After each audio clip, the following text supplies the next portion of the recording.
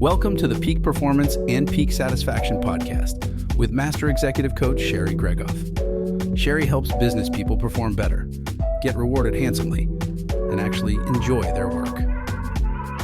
After having her own career turnaround, she now helps other high-powered business professionals experience the same. Join the movement to work differently. Welcome to the podcast. It's great to have you here. In our business careers and in life, we can benefit from systematically broadening our perspective. The challenge is that when we are in the moment, close to the details, this is harder than it seems. In today's episode, I will explain why and offer up some hacks to help you shift your perspective on cue. Before we jump in, I want to shout out one of my clients who had a win in this area. Here is the quote from him. Sherry helped me with personal and life challenges. I now have more confidence and ease in my role, improved personal satisfaction, and strengthened spiritual wellness too. Coaching with Sherry was a period of significant personal growth for me. When this client began coaching, he was initially seeking career guidance. We shifted his perspective on his job and released some of the fear stemming from equating job security with personal safety. Once we refreshed his resume and online personal branding to ground them both in the work that he's passionate about and the specific value proposition that he offers, we set the stage for his next opportunity. We solicited and incorporated feedback from stakeholders. We set his leadership vision and determined next steps to bring into fruition.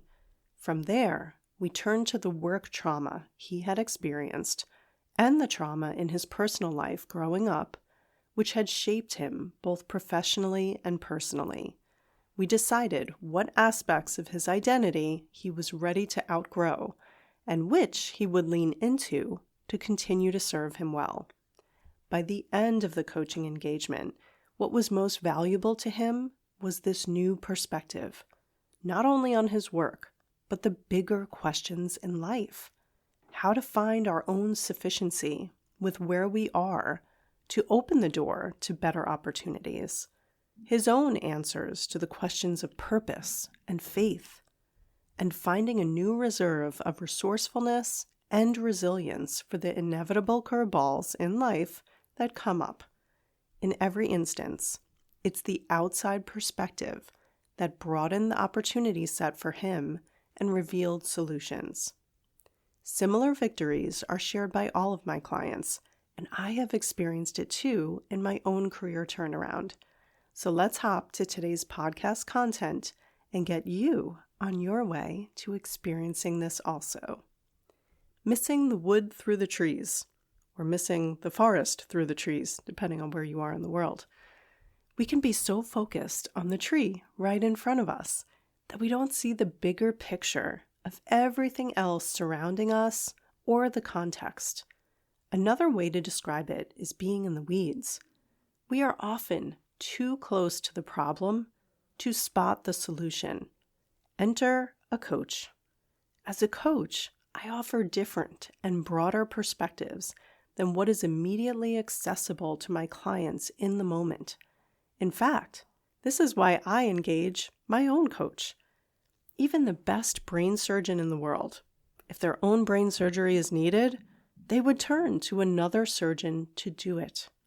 It's not always feasible to perform that surgery on yourself. Even coaches who do this for a living are best served by having their own coach who is further away from the situation to guide them. That valuable outside perspective. I share this to explain that no one is immune to a narrowness of perspective.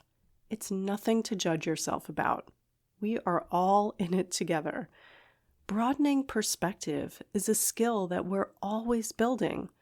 Like a yoga practice, we may never feel like we have completely mastered it or that our work is done. We are always practicing and improving. Having a guide to help you zoom out and see things in a new light is critical.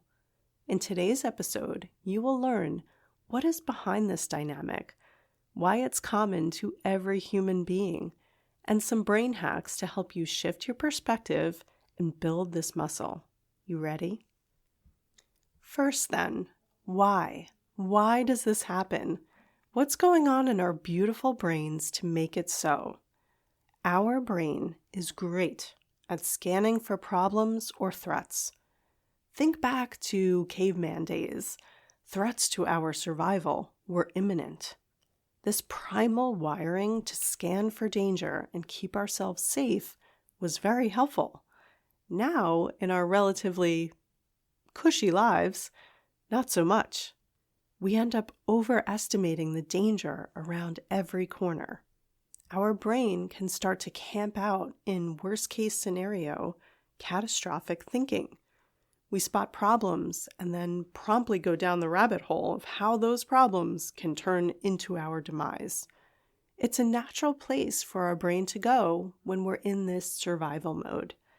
A coach helps ground you in your current reality that is safe. A coach helps you find solutions no matter the problem. In fact, every situation has a solution. If we can calm down enough to use our creative, problem-solving side of our brain to solve it, if we can shift our perspective. It's sometimes easier to panic. We resort to fight, flight, or freeze. We may not even recognize these patterns as they're happening, as we're doing them. It looks like this. We argue with colleagues. We lose our tempers. We lash out at others. Imagine a cornered animal feeling like it has no options, feeling threatened. It may seem logical to try to get bigger than the challenge and assert ourselves to have some semblance of control and power over the situation. We break some eggs. We say some offensive things as a way to attempt to take back control. This is fight. Consider how this behavior may have helped you in the past. Maybe when being bullied on the playground, this tactic worked. So now as a grown adult, you try it out. Even if you don't let your anger overflow and show outwardly, another way this shows up is villainizing a person, people, an organization. We may focus on them being so wrong or so inappropriate. And the more we focus on this narrative, the more that situation takes our power from us. We seem convinced that villain is in the position of power, and we are just helpless victims. But as much as we dig in our heels that that's a fact, it never is. I have absolutely fallen into the villain-victim trap and often teeter on the edge of it. It feels so productive to name an enemy or a scapegoat as a reason for all of the struggle, whether it's an employer, a colleague, a dynamic in our markets, our society, our culture. These days, it could be a political leader. It seems like it takes us off the hook from improving things subconsciously and places the blame solely on this external entity. But that is just an illusion. More on this later. Beyond fight, there's also flight. We may withdraw, get quiet, avoid the situation or person, silent treatment kind of thing. We may work from home more. We skip meetings. We go dark. We get introspective. We withdraw from professional and personal relationships. We look for an out, an excuse to tap out, to have people leave us alone. This is flight. Maybe this too served you at a point in life, to get a little space, to give yourself room to process. But when it becomes a seasonal thing, where you tap out from facing the hard stuff, when you opt out from relationships that are pressing onwards daily, it's capitulation that you aren't able to show up for daily life. It's striking out days, weeks, months at a time. I've sensed this coming up when I've gotten sick. There's a certain appeal to tapping out with a rock-solid excuse. It's almost alarming how attractive that opt-out button is. If escaping your daily reality seems attractive, It's a signal that your mindset or situation needs updating stat. Flight ain't no way to live, people. Or we may freeze. We feel stuck. It could be analysis paralysis. We're facing a decision, but we hesitate to make it. We keep weighing our options for fear of making the wrong one, so we stand still, frozen. Or we may have convinced ourselves that in this situation, we have no hand. There is no play to be made. There's no way out. This stuck sensation can turn us sour from the inside out. Internal conflict about wanting things to be different, but not doing anything to change it for the better, can be a heavy burden to bear. We may repeat to ourselves that we wish this were different, and yet feel like we are in quicksand. Maybe like when you're at the beach, standing on the shoreline. Every wave that crashes over your feet is like another day coming and going. If you choose to stay right there, with every day that passes, your feet get buried deeper in the wet sand. You may be startled at how you feel locked in, but just making the decision to move gives you more than enough strength to pull your feet up and out. Every time I felt this way, I believed to my core that there was no way out, that I had no hand, no leverage, no options. Spoiler alert, there is always a play to be made. As your coach, I stand with you as we force your brain to spot the solution. Whether you recognize that you are in fight, flight, freeze, or some concoction of all three, this is when we spring into action on working with your mindset. We don't let our brains off the hook with these instinctual and primal reactions. We up-level into deeper thinking and problem solving using our creativity and resourcefulness. It starts with a shift in perspective to see the path forward. In the moment, our brains, they won't want to go there. It's too hard. I don't know how. Maybe we are scared of being let down by plotting a different future. Maybe we don't want to attempt change because we think it might worsen things. Sometimes confusion seems easier, more familiar, less of a commitment, more understandable or relatable. Of course you are unclear. This is tricky stuff. But it's a self-soothing habit to drop into confusion, inaction, aggression, and withdrawal to feel more powerful. Today, I'm laying down a challenge to you and me, us all, to spot when we are in fight, flight, or freeze. And instead of locking in on that old routine, we're going to get bold and brave and identify exactly what it is that's making us put the gloves up with a perceived villain, or fleeing from the scene from any discomfort, or freezing like a deer in headlights. Name exactly the situation that's got you feeling some kind of way. Full disclosure, when you accept this challenge, your brain may revolt and want to do everything but find the root cause for these big feelings and losing strategies that you discovered you were in the middle of. If you have ever explored meditation or mindfulness, you know that it is a practice. Like lifting weights at the gym to grow your biceps, taming your brain is another kind of muscle. I've heard it described like breaking a horse or taming the monkey brain, the brain that is accustomed to jumping from one thought to another without intention and often awareness, our brain on overdrive with a million competing thoughts. So taming the monkey brain is rising up from reactive and choppy thinking to focus on what you want to think about. It's intentional concentration that every time it's interrupted by random racing thoughts, we gently bring it back to the focus at hand. Whether it's our breath, a body scan, or a scene in nature, for example. It's a practice of getting out of our heads and into the present moment, simply being, not doing or thinking. To be clear, we can never turn off our brains or clear our minds, as some often think meditation entails. It's just that practice of gently bringing our attention back to a selected focal point. I've done a fitness program that's known as the Ironman for your mind. What I'm describing here is more like the American Heart Association prescribing 150 minutes of physical activity per week. I'm suggesting to start with a mere 35 minutes a week, 5 minutes a day of mindfulness activity. This is a ninja move to help us to break out of these old routines of fight, flight, or freeze, to trade up for a better routine in these moments when tension or emotions are running high. Managing our minds is more like teaching a toddler who may be intrigued by the pool to not just walk into it because it looks shiny. We can indulge in confusion and even fear. Indulge is the word I choose because it's giving way to that survival-focused part of our brain, our primal instincts drawn to what's shiny.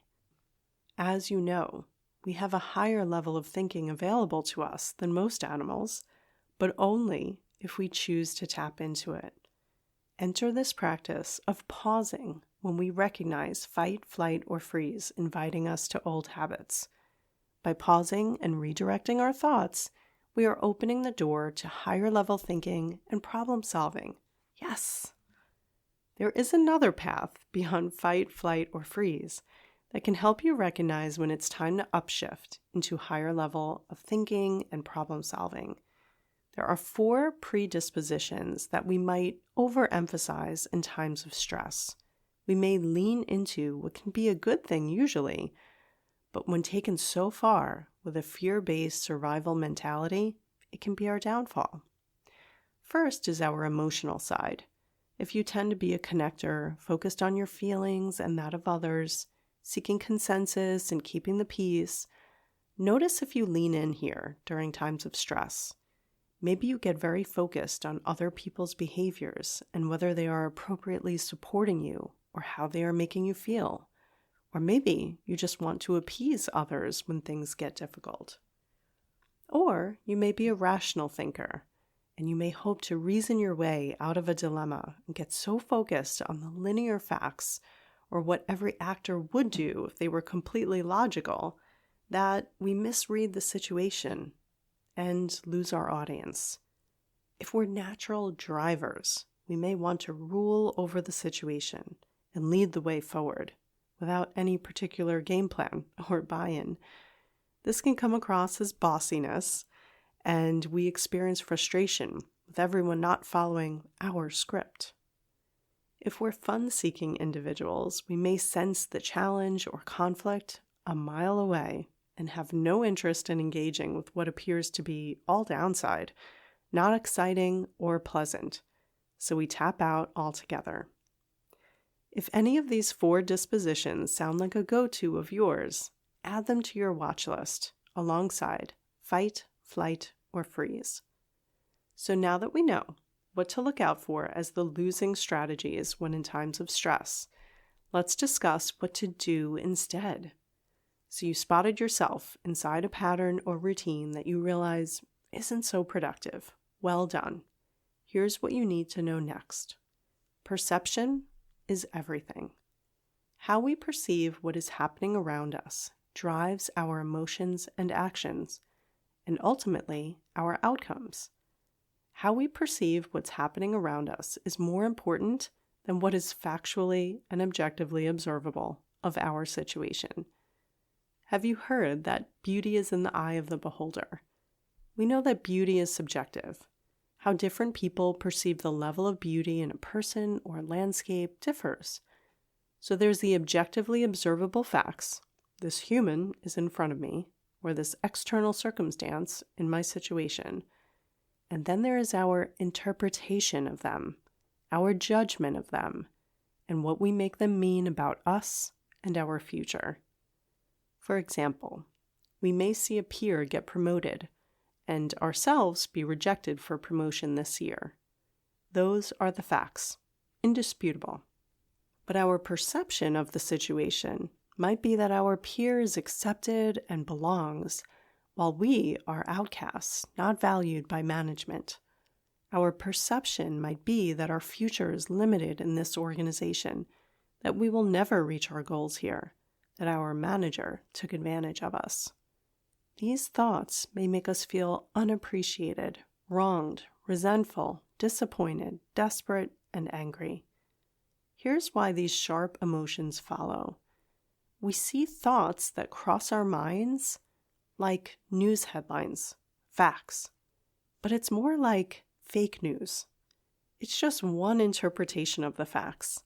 It might be colored by personal experiences we have had or exposure we've had to other people's experiences.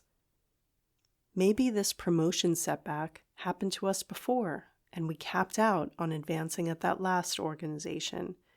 Maybe we have a friend who experienced discrimination and plateaued in their organization. Maybe our parent was distrustful of the workplace because they were taken advantage of or got a raw deal. Are you picking up what I'm putting down? These are just examples.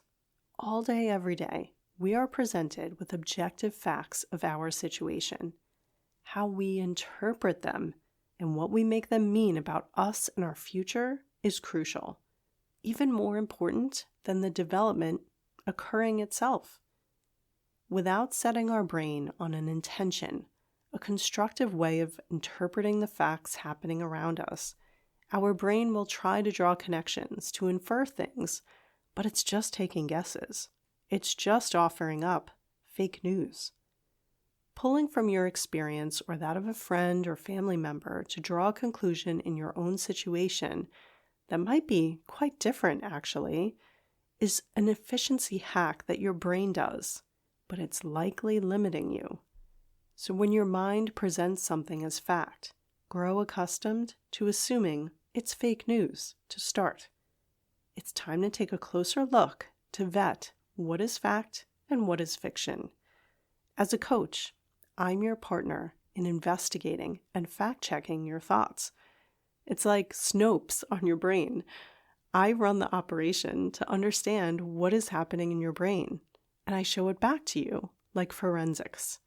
Once dissected, we can decide a better and more constructive way forward. We can opt out of this efficiency first motto that our brains have that's got them teasing out what the brain thinks is important from our environment and blurring out the rest so that we don't even notice it in an effort to make us efficient. Our brains make generalizations, substitutions, and offers flawed shortcuts to not overwhelm us with lots of new stimuli and information. Its goal, unequivocally, is survival. While people like us want more than survival, we want to thrive. So if there are areas or topics where you want to jolt your brain out of efficiency mode and blurring out what's around you, intentionally set your brain on your goals and what is important to you. It won't tune out as much as you are making your way through daily life. Shifting your perspective is a rewiring of your brain to seek out what is important to you. If it's a new role, a move, a better relationship with your work, whatever it is, repeat to yourself how important it is to you. Your brain is then on high alert to find evidence that supports your goal. If your current perspective isn't doing you any favors, you can carefully upgrade it. Shifting perspective is recognizing that your perception of the facts and what you're making them mean about you and your prospects is limiting you.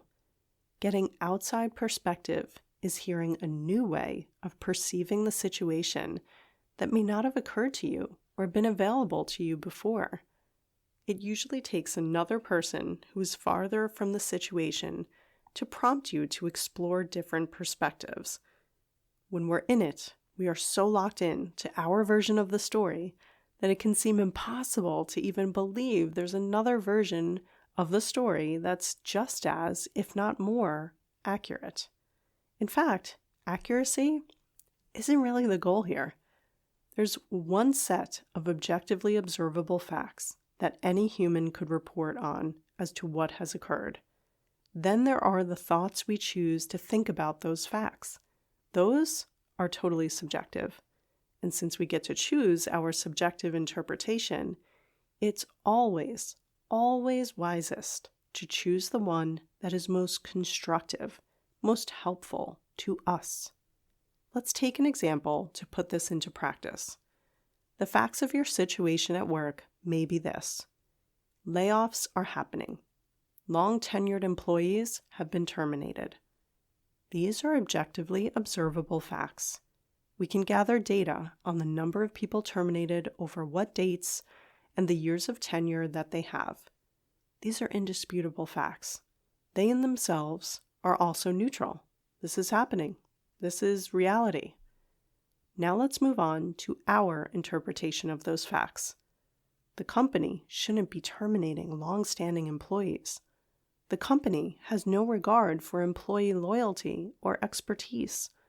The company is going to self-destruct by losing the skills of those employees. I will probably be next in being asked to leave. That would be such a loss for me. I can't imagine how I could survive that. These thoughts are our own subjective take on the facts, our judgments, our views. We can repeat them so much to ourselves that our brain starts to see them as objective facts. Let's go to the other end of the spectrum, just for illustrative purposes. This might be a view of a top decision maker at the same company. So again, the facts are, layoffs are happening, long-tenured employees have been terminated. The view of the decision maker might be, our profits won't allow for us to maintain this staff base. We are right-sizing our staff to what we can afford. If we terminated the newest and most junior employees, we would have to eliminate threefold the number of individuals to fit in the budget we have. There is a risk of loss of institutional knowledge, but we have to count on the fact that this has been passed down to newer hires through training. This is the only way to make the numbers work. By doing this, we are saving the jobs of everyone who stays. What a different tale. In the moment, both parties may not quickly see the perspective of the other. The other view may feel foreign, but once heard, can be fairly understandable. So after broadening perspective, we can choose a perspective that is most useful to us. Here's an example of what that might look like for the employee. The firm has had to make difficult decisions. I am not asked for my input in those decisions. I can choose how I will respond. Anger and fighting this is energy wasted as the company sees this as a necessity. Fear that I am next is unwarranted, because if I am, I know the company will provide a severance package with the terms that I've heard of, and I would make this an opportunity to find new work that I love more than what I have done so far. This firm would invest in my job search to give me a cushion while I pursue a better role for me. There is nothing to fear, so I can calmly continue to do my best work while here. Do you see how selection of this perspective increases the employee's probability of strong performance in their role? How it minimizes the probability of layoff? How it helps them formulate a plan for all scenarios and take back the power from the company over their employment status and well-being. There is always this opportunity to release the thoughts that aren't helping you. It is a framework to evaluate your perspective and upgrade it.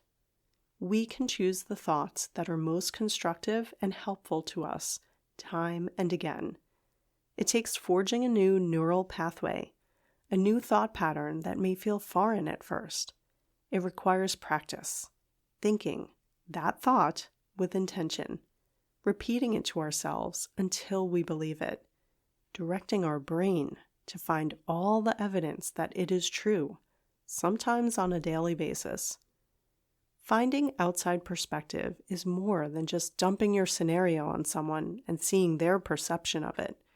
Something we might do with colleagues, friends, relatives. Getting outside perspective can be doing this with an expert who won't tell you what they think you want to hear, an expert who won't pile on with your view, thinking it will make you feel better, an expert who will find the view with you that is most constructive to determining what happens next in your situation. This is a science, brain science to be specific. So spot these indicators. If you are in fight, flight, freeze, or leaning too far into your predisposition of emotion, logic, driving, or fun-seeking, recognize the opportunity to broaden your perspective. Get the expert outside perspective to help you choose your perception of the facts that best serves you in creating the future you want. Check out my book in the show notes for more detail and schedule your complimentary consultation with me today, and let's do this together. Until next time.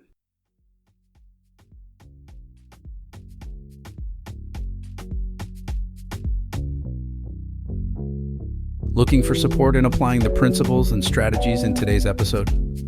Sherry coaches clients one-on-one as their trusted confidant and advisor, helping each client create the work and life they had only dreamed of. To schedule your complimentary career strategy session, go to sherrygregoff.com/apply to book time with her today. It's one simple step that can change everything.